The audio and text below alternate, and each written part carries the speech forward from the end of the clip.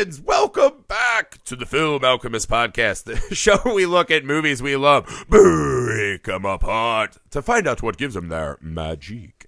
I'm your host, Josh Griffey, joined as always by my fiery dancing soul, but unable to tap his feet, and co-host, Alex Dandino. Oh man, you bacon dancing over there? All right, guys. Leave us a rating and review, please, wherever you find the show. Share us on your socials. Find us on YouTube at The Nerd Alchemist. That's plural with an S at the end. Subscribe. Lots of good content coming to you from this show, our other show, the Long Box Sessions podcast, and some other new projects we're working on. So join us, guys. But this is it. The penultimate episode of our Shake and Bacon month. What a way to start the year, by the way. But This is what I love about our choice today, Footloose, is it's actually a collision of two of the most perfect film alchemist actors, right? With Kay Bake and John Lithgow, who I've been dying to do a John Lithgow month with you, specifically to just talk about Ricochet. but just a wildly undervalued actor, John Lithgow. Amazing. Let me preface Footloose. The funny way I always talk about this movie, why it has a special place in my heart, beside the fact that it's fucking kick-ass and the best of its ilk, this is how my best friend describes the town I grew up in. When we were in L.A. and someone would be like, where did Griffey grow up? He'd always say, the town from Footloose. If that gives you any insight. All right, Alex. Sure. Walk me through Footloose and why this had to be in our Kevin Bacon month. Do you want the broad strokes of what Footloose is about? Just broad stroke us. There's a town in the Midwest. We don't need definitely the theme. What does it make you want to get out of your chair and dance along with the screen? No. Look, it's simply about a town that does not dance, and Kay Bake shows up and shows them all the liberating feeling that you get when you dance. This is the perfect Kevin Bacon movie. Like, it's like this one and Hollow Man to describe Kevin Bacon. Just throwing out my pick of Tremors is the perfect Kevin Bacon role. Sorry, you're right. My bad. I meant Tremors. Tremors and Footloose. And Flat. Just kidding. Every role is a perfect Kevin Bacon role.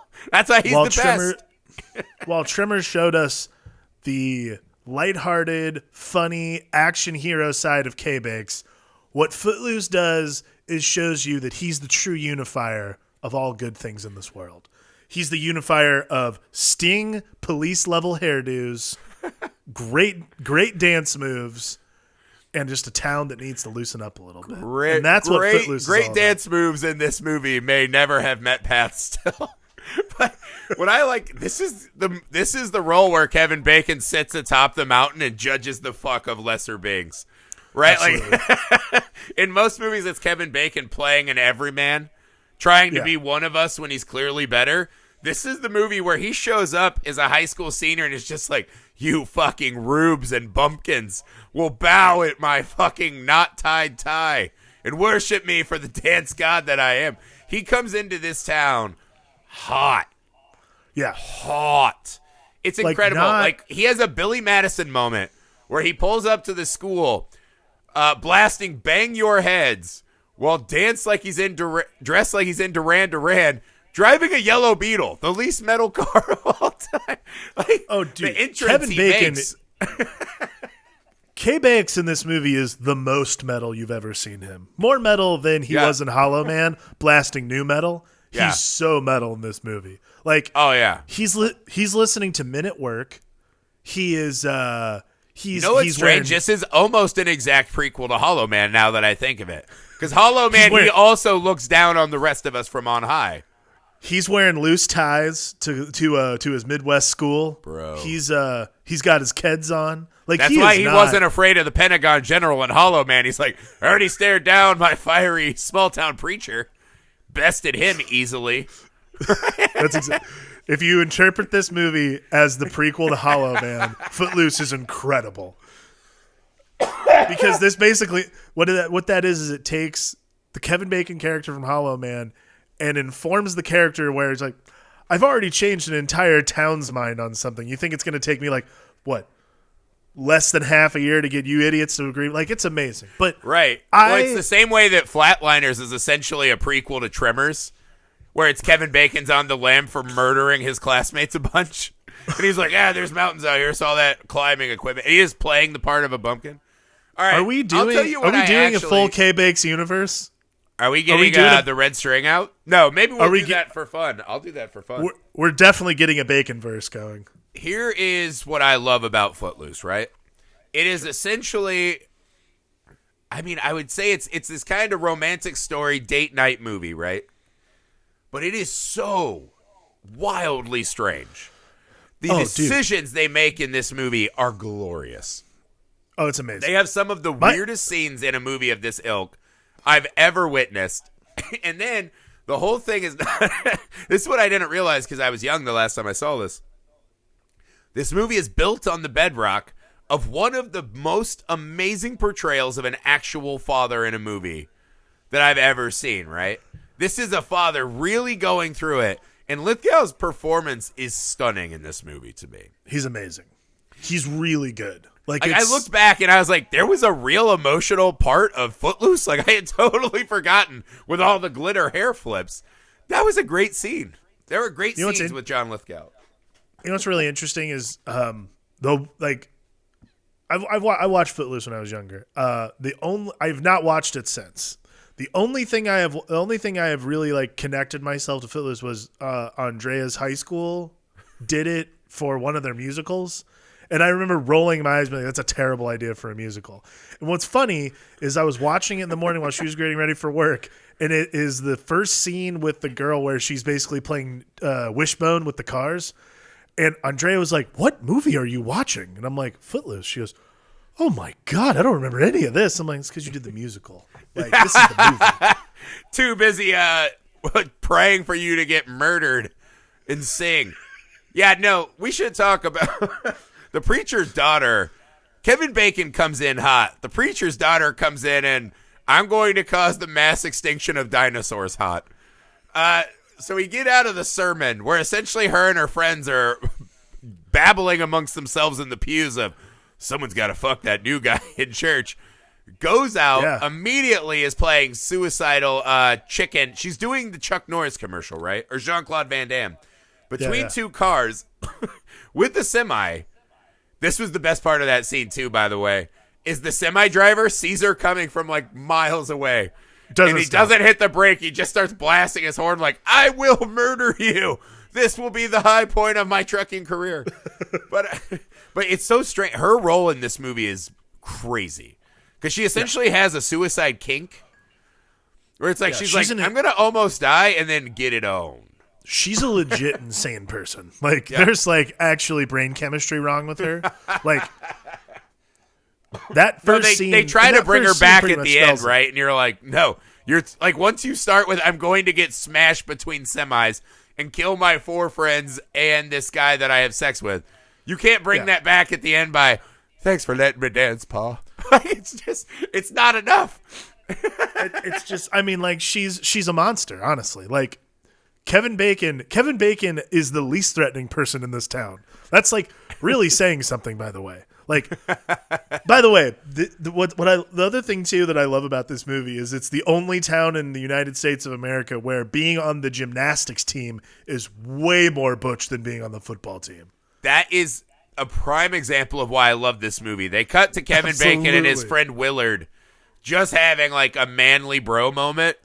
Doing the thinnest gymnastics. I've ever seen Chris Penn, by the way. Yeah, they actually have just so many weird moments like that. This movie constantly is going, you're like, well, that's not the setting where I thought this would occur.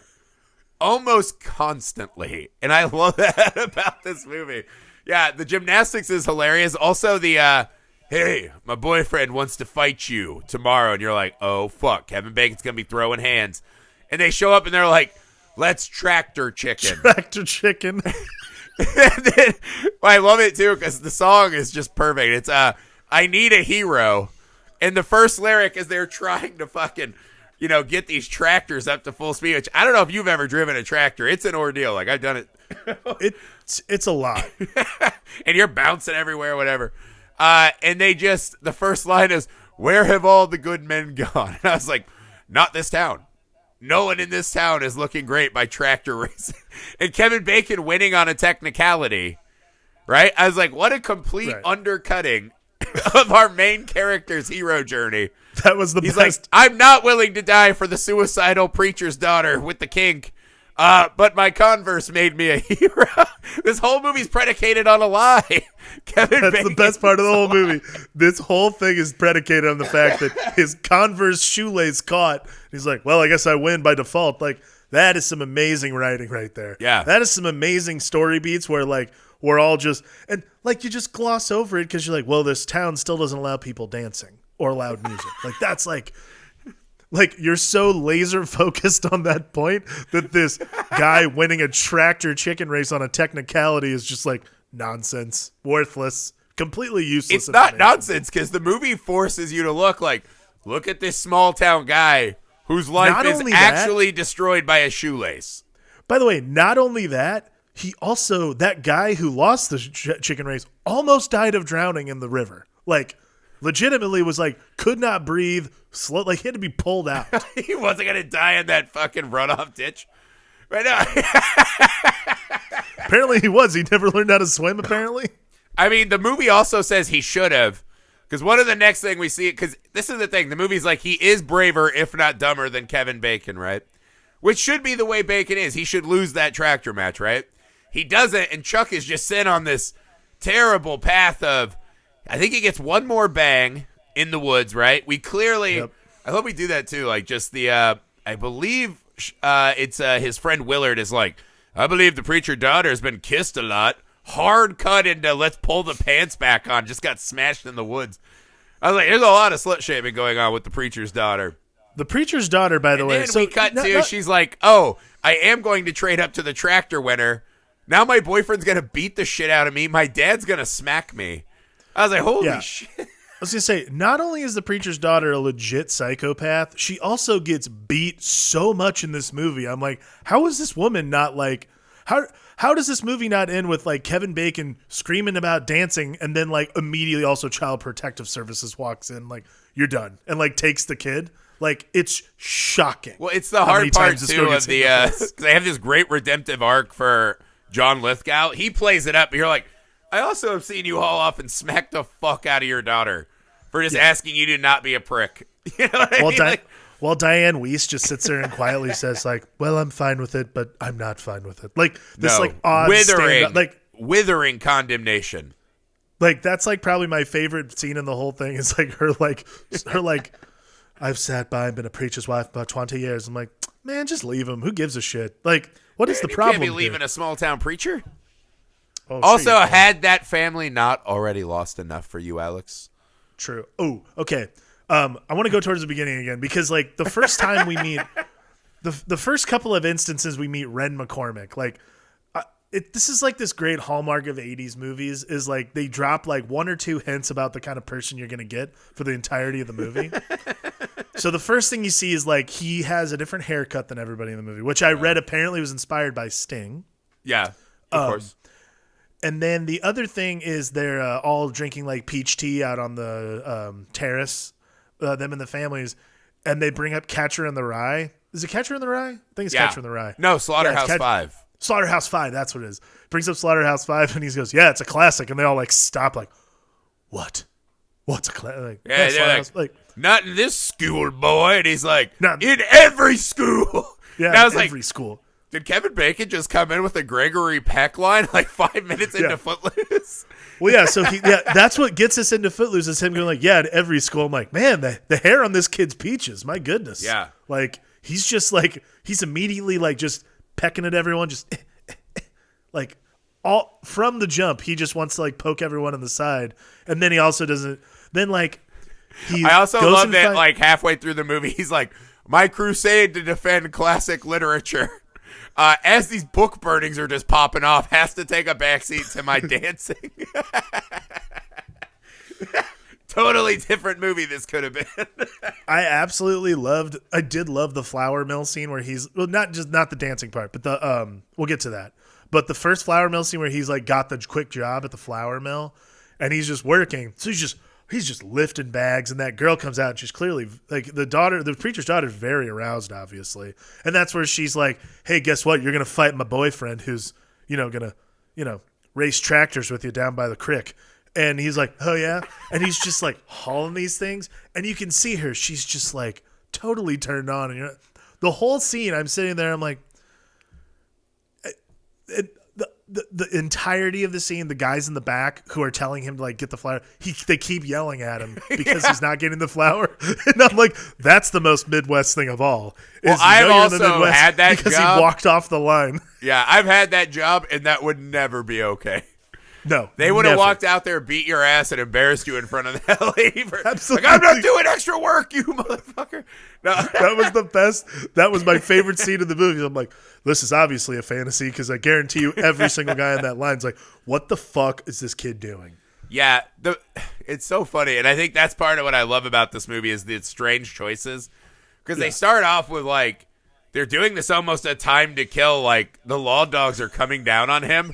Right, like everywhere he goes, they take his tape, they rough, and he has the movie has another great hallmark, which is let's give them the weirdest family home life, which is essentially him and his mom live with what feels like his aunt related to his mom, and just the douchiest stereotype dad in this house, who's constantly just like laying the town line on him. It's this living situation in this film, wild. Right? It's to the point where so his mom loses the job because the boy may or may not have had a joint. All this stuff goes down. Will leads to one of the all-time iconic movie moments. Kevin Bacon's like, enough, I gotta get out of here. He drives his yellow car down to just an abandoned train lot. I think it's abandoned. I think it's a flour mill. It's another flour mill where a train drives through? Where there's an abandoned train cart? No way, that's a train depot. Right, he goes in and he's like, oh, a lot of rusty metal here. Perfect to be doing gymnastics dancing. Be fucking gymnastics dancing on. the emoting of I'm so mad. If this was a James Dean movie, right? He's going out to have a cigarette and race towards the edge of a cliff. Something cinematic. Kevin Bacon's like, I'm going to go out, have one beer, and dance. I'm going to have one beer, and me and my 3 stunt guys are going to dance through this flour mill. That was the scene where the guy, like, obviously launches off a springboard, and they keep just showing you the exact same cut about 8 times in a row, it felt like. I was like, I know you guys obviously, like, were really proud of the shot, the silhouette of him jumping, but you're like, I get it. One jump is enough. Actually, my favorite was the guy that they had to do the wire work where he like swings down. I'm like, guys, that's not even gymnastics. That's just stupidity. And also that stunt man has black hair, and I can clearly tell it's not Kevin Bacon. Big problems. No, because this is not a real abandoned train depot. This is the dark heart of a teen.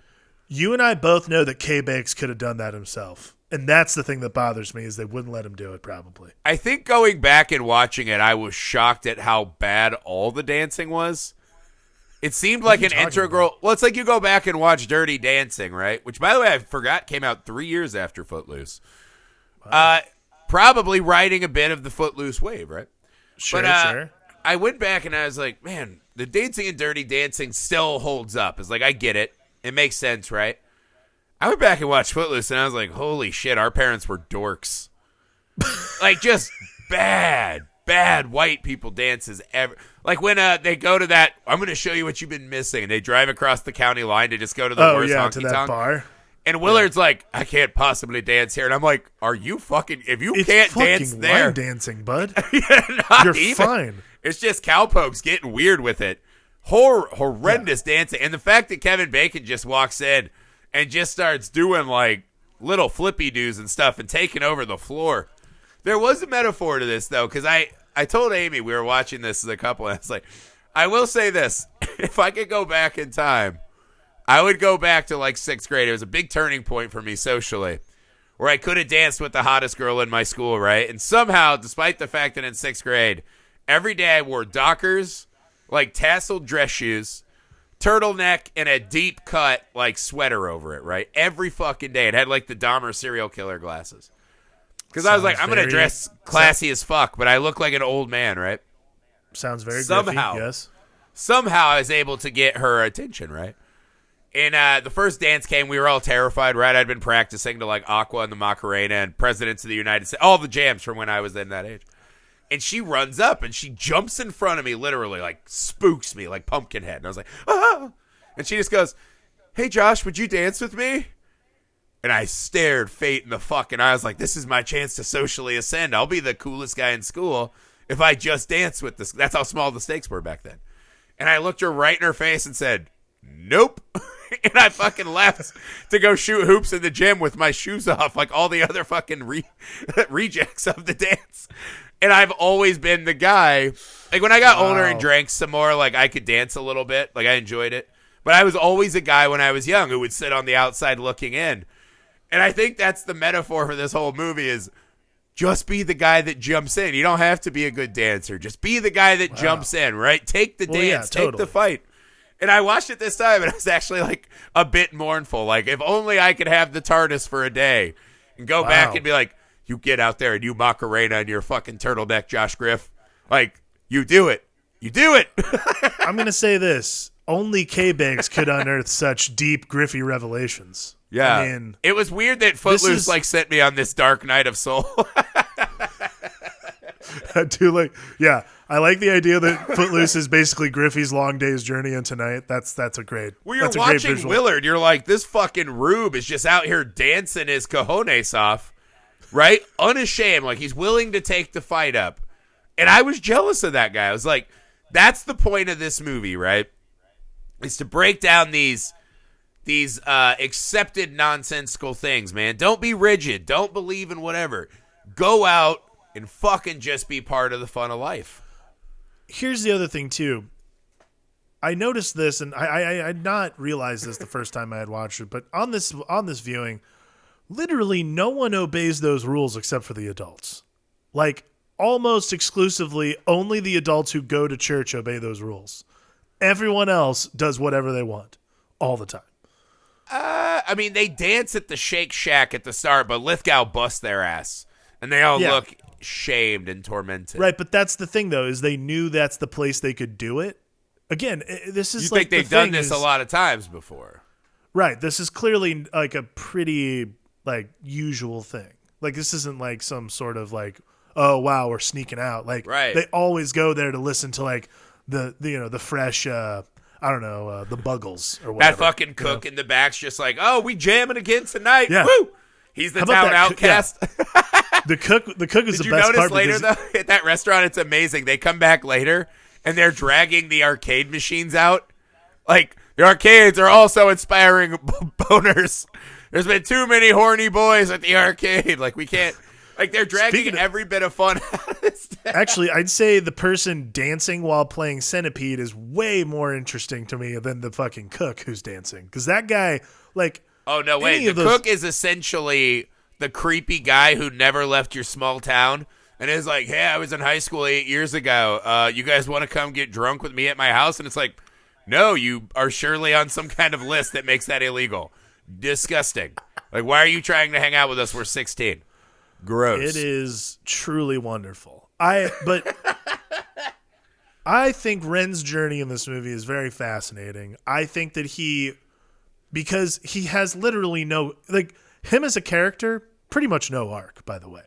Like, let's be completely honest. He gets a tiny bit of resistance, right? But the funny thing about Bacon in this movie is how little he does to ever resolve his own problem. He resolves his problems by these country bumpkins just being like, God, I want to be as cool as him. Yeah, like, there's a scene when he's about to get roughed up, right? And this giant guy just emerges from the now arcadeless restaurant and chokes 3 guys by a phone booth. Well, Bacon sits on the car and mocks them like a fucking makes lordly fun of them nonstop. Like that's like Kevin Bacon's shield in this movie is literally being too cool for his own good. He gets out of every scrape he might possibly get on technicality. No. He never has any actual stakes for himself, short of tetanus in the mill he's dancing in. See, that's the thing. The last time we saw this, we were young men. And we saw this as a Kevin Bacon movie, right? As you're older, you realize Kevin Bacon... It's a John Lithgow movie? Yeah, Kevin Bacon's the tiny bottle of vodka you spike the punch with. We're all glad it's there. It loosens everything up and makes life better, right? That's what Kevin Bacon is in this. They threw a brick through his fucking window and he does not respond with an ass beating, right? Like, Kevin Bacon does not fight back. Kevin Bacon's new love of his life shows up and is like, hey, my boyfriend Chuck just beat the shit out of me for saying I liked you. I fought back against him, broke his windshield and tried. And he just goes, oh, rough day. It does nothing. Kevin Bacon just does nothing. That's what I'm saying. Like, his armor in this movie is being cooler than literally he's a lovable scamp. You're like, he's getting into none. But that's the thing. When you're older, you're like, he's there for John Lithgow, right? Yeah. That's what it is. It's his battle of John Lithgow. Who do you love more, Jesus or Kevin Bacon? Ooh, and by the end of the movie, Kevin Bacon. No, Kevin Bacon beats Jesus worse than Conor McGregor last night when it comes to who John Lithgow loves. You know, like, true. It's just not even but Lithgow in this movie, to bring it back to the actual movie, I love what Lithgow does in this because he's a perfect villain in this movie, right? The dads in these movies that play the hard asses, right? In teenage romps of this era, never have as much depth as John Lithgow in this movie. Because I was watching it, and as the end, when he actually starts to confront his firm convictions, as the town looks to him to be the fucking weapon they use to bludgeon every good thing in this town, right? He's one of the only characters I remember taking a step back and going, oh shit. Like, maybe my entire villain's journey here was wrong. And that's the beautiful thing is they do this great job of laying out why he doesn't think he's wrong. Right. I mean, that's what's great about the character in general is it takes like the book burning. It takes that kind of like level of biblical.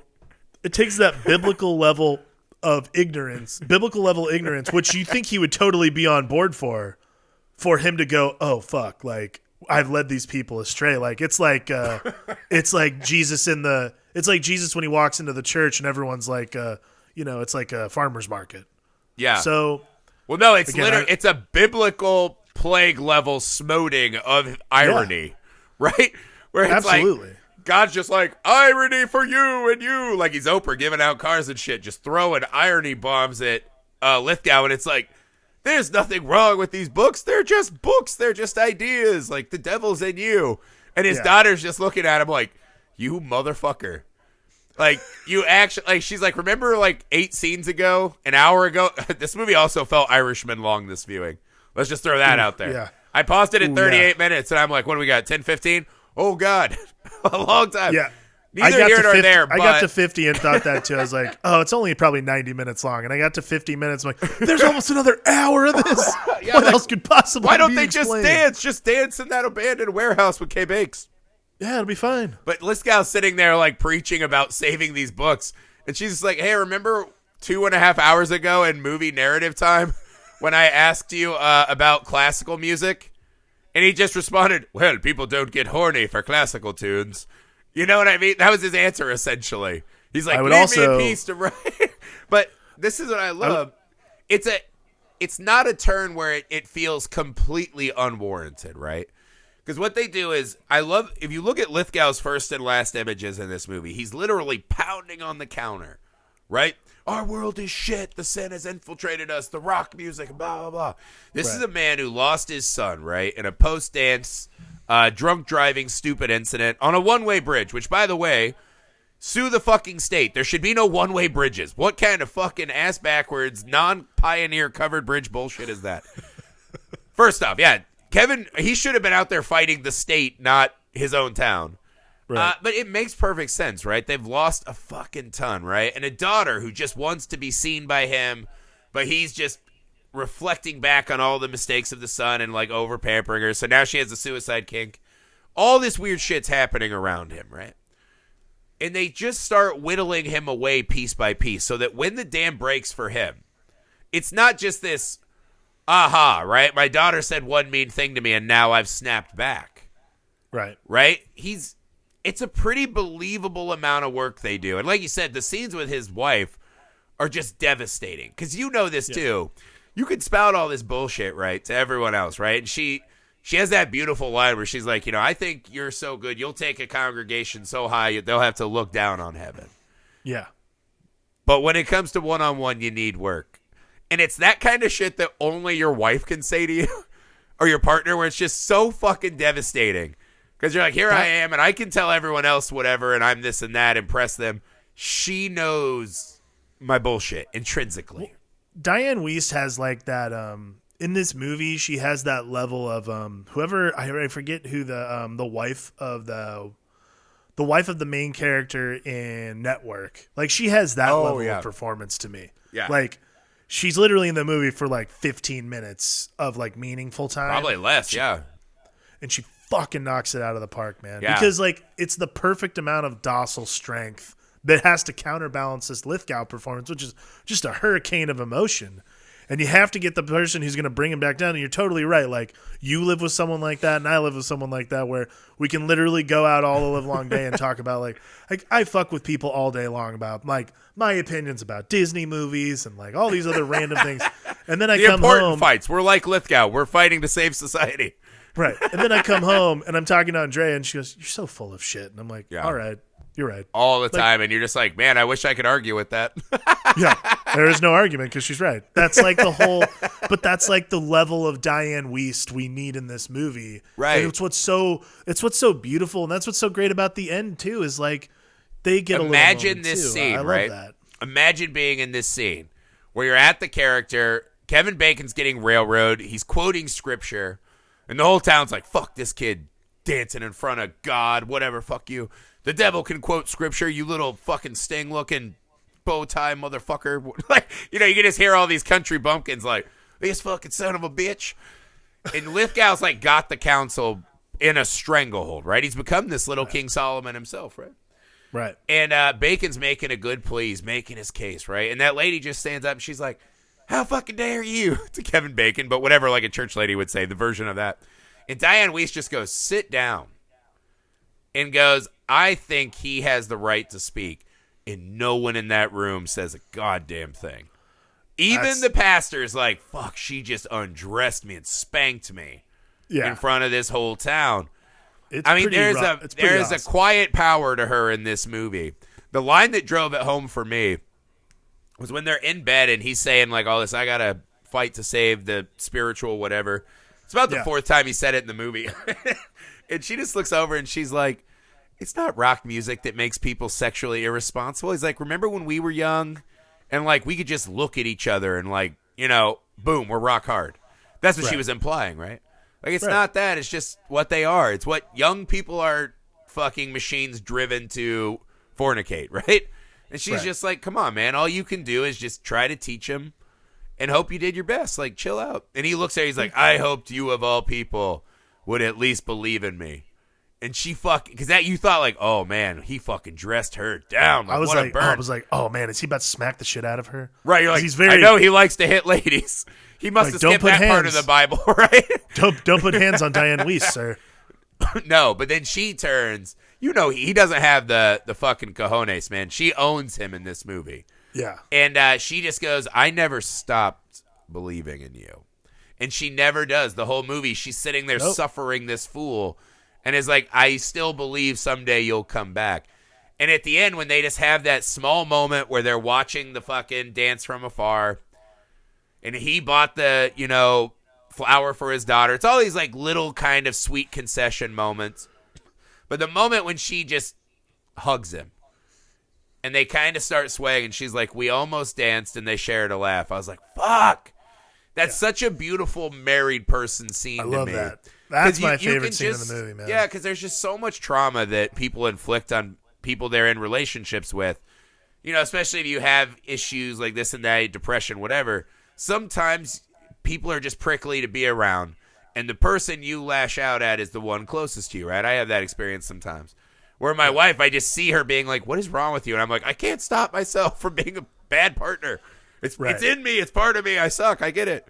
And she just looks at me with that like grace that Diane Wiest has in this movie, where it's just, I know there's more to you. And like after a bad moment, right, you can both just look at each other and just apologize profusely. And the love is still there as the rock. And to see a character like John Lithgow the fact that she doesn't lose faith in him after spanking his ass in 2 or 3 scenes. Shockingly uninvolved in the smacking of the daughter, though. That's a strike against her in the mom column. But the fact that even after all this and the dressing him down, she still loves him like that. It was a great scene, man. And these are scenes that I never noticed when I was younger watching it. It's because you're a parent now. You're an adult. Like, again, right. like when I watched it before, my mind was in the barn, glitter herring with bacon. Oh yeah, you know what I mean. This is like the thing is the movie. This is why it stands the test of time, and this is why K-Bakes himself stands the test of time, is because it changes with you. That's the beauty of movies like this, and movies in general is like the ones that you watch over and over again are the ones that change with you and age with you themselves. You don't realize it's happening, but you change your scope, and the movie changes for you as well. Right? Yeah. I mean, Lithgow is just so good. Like the fiery fucking preacher into, oh my god, my own daughter's running around fucking trying to get run over by trains, getting smacked around. Like he's just looking. He's like, I fucking suck as a parent. And I think we all have that fear of, we're going to try so hard to protect you. And our kids are young enough to where it's like hyper that. You're hyper protective at a young age. But you just realize you're like, there is just a helplessness to being a parent where you're like, fuck. And the fact that this guy who so adamantly believes in something that has no evidence and is a man of faith, right?